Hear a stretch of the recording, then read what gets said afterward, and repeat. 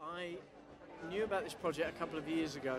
I'm a big fan of the play. I've seen the play a couple of times in different productions. So I was very interested in how they were going to dramatise this, because it's all set underground on stage. But here he's found a way to shoot it in such a way that the claustrophobia of the world is sort of cinematically dynamic, I think. So I'm really looking forward to seeing how that's turned out. Fantastic actors to act with. You know, a lot of them I'd worked with before.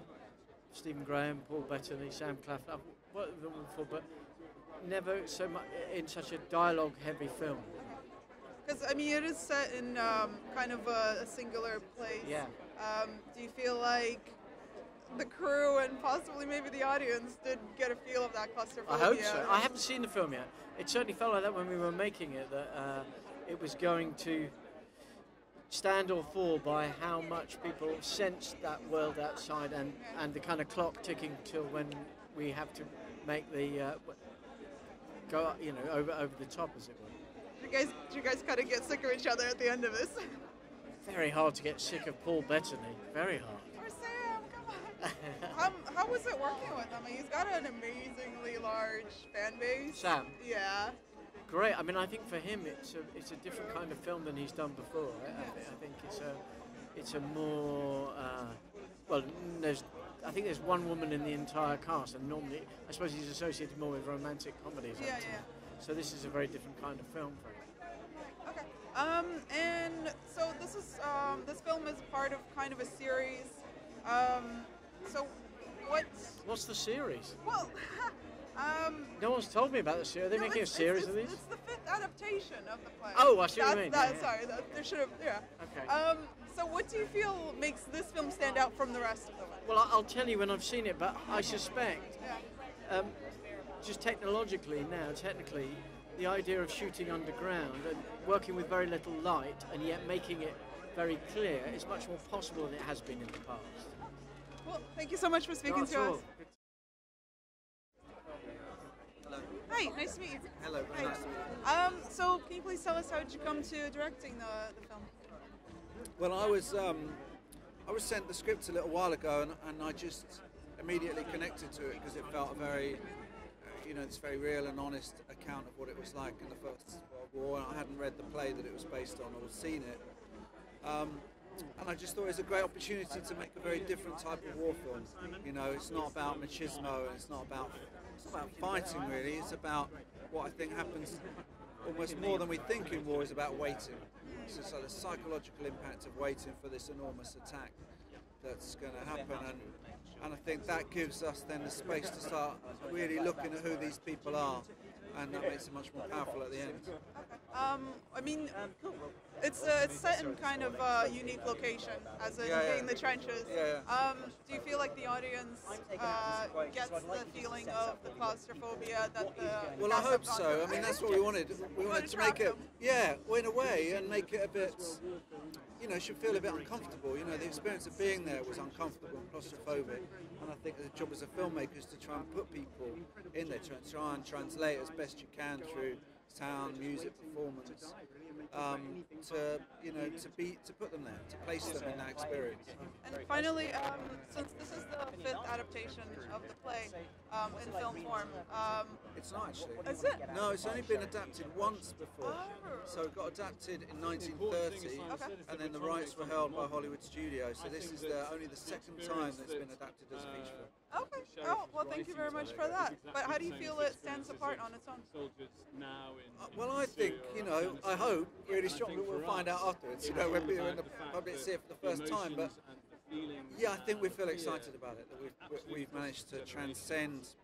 What you always hope with something set in the past is you transcend that distance that you've got in time between when it's set, and I think we've managed to do that. Well, thank you so much for speaking to us. It's a pleasure. Thank you. Hi guys. Hi. Hello. Sorry. Thank you. That's all right. Sorry. Take your time. I know it's the weather. It's been amazing. I'm wearing about 5 layers. So how did you guys come about to producing this film, and what was it that inspired you about taking on the project?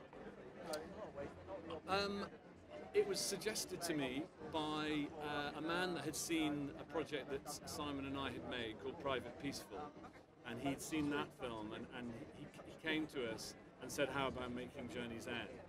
And there was a light bulb moment that when he mentioned it, but also a fear that we wouldn't be able to get the rights because it was such a well-known film.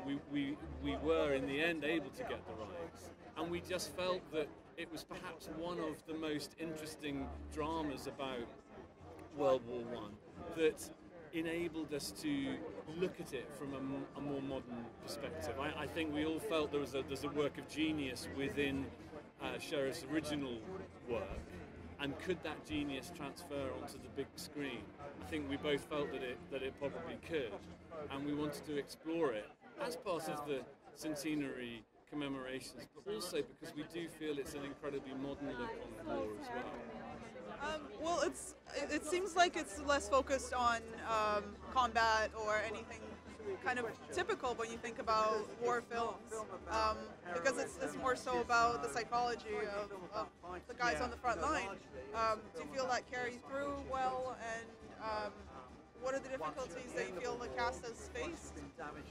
Yeah, I think that's absolutely right. I think it is an unconventional war movie, and in that it does go, it studies the psychological intensity of what it was like to be just waiting and waiting and waiting for those few minutes of action.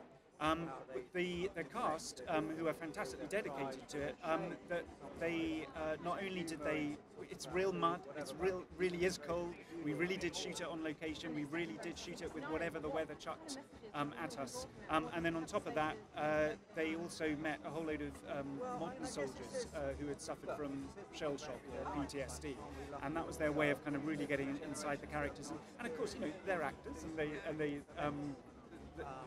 they get to go home to their hotel every night and have a shower, but there was a real kind of humility about the work that they did, and they developed a camaraderie just like those guys did at the front.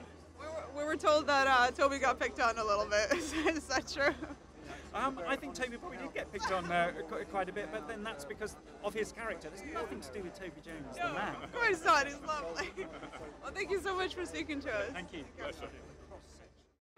We are in Leicester Square, the Odeon, Leicester Square, celebrating my new movie called Journey's End.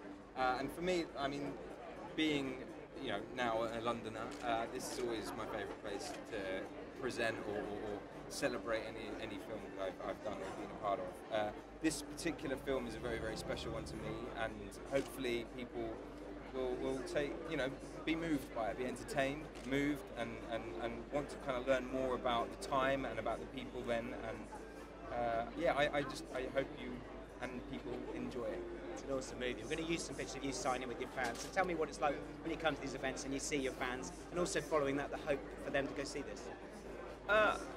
It's always surprising to me. I never expect people to be here, and I'm always surprised and very lucky that people do turn out and come from all over and just are willing and wanting to kind of celebrate with me. It's for me to be able to share something that means so much to me with people that I may or may not mean something to is really exciting. And I mean, it's a celebration, and so we should be happy. And what I liked earlier on when you said was about it's a war movie, but obviously you guys on set replicated the guys there. There was good camaraderie and good fun. Yeah, we were very fortunate to have 6 very, very different actors from very, very different backgrounds and walks of life with very, very different careers kind of come together and do this piece, really. I mean, it's an incredibly detailed and complex story based on 6 very, very different men, and I think we kind of came together and we naturally sort of embodied our characters in some way, shape or form, and it was just a really, really enjoyable experience, learning from the more experienced people and learning from even the younger, like Asa, for example. He taught me so much, just with his professionalism and his approach to work. It's truly admirable. And I'm gutted that more of them couldn't be here tonight, but I'm here waving the Journey's End flag and missing them all. I wish you had a little flag at that point. Oh no, I really do. That would have made the day. Great to see you. Nice to thanks, have man. you. Enjoy tonight. Thank you. Cheers, guys. Thank you. Thank you so much.